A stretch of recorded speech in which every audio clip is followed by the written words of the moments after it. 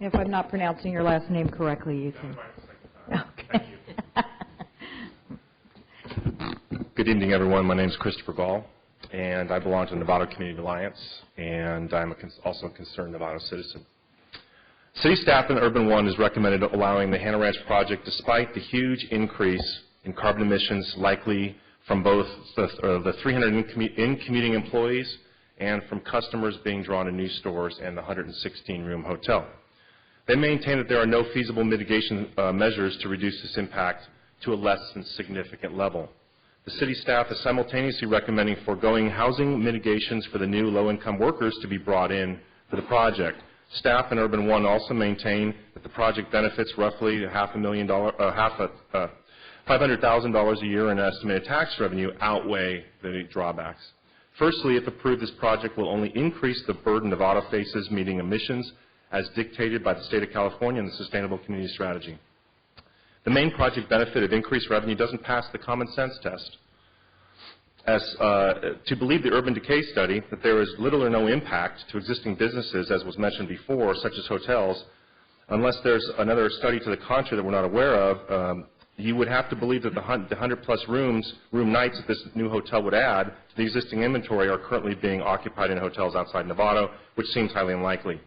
Otherwise, this project would push current hotels out of business, not to mention several of our small downtown merchants who are also finding it hard to stay afloat. It is also likely the infrastructure and social service costs of subsidizing hundreds of new low-income workers could well wipe out any increased revenue for the city. Secondly, this project makes little financial environmental sense in terms of 2011.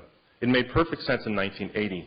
Then developers would casually forget about the 4,000 car trips per weekday and concentrate on sprawling new shopping center. It was obvious to them what overriding social good and additional opportunities to shop brought to the population.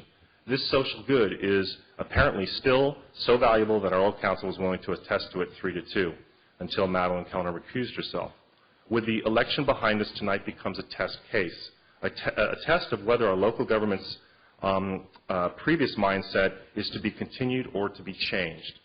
We have a chance to take a bold new direction, a reasonable position where commerce and residents have a symbiotic relationship, where both can contribute and where both must share the burdens imposed on towns by state and regional governments.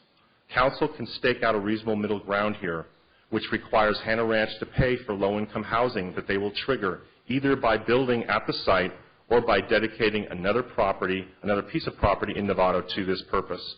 Letting the Hanna Ranch project off without any attempted mitigation, both for increased emissions and jobs, then the council lines up solidly on the side of developers and against the people. If you could wrap up. Sure. We cannot have the existing housing requirements added to simply because staff is enticed by revenue potentials. Novato Community Alliance asks the council to vote against this project as presently proposed, recommending alternative number 5. Thank you very much. Susan?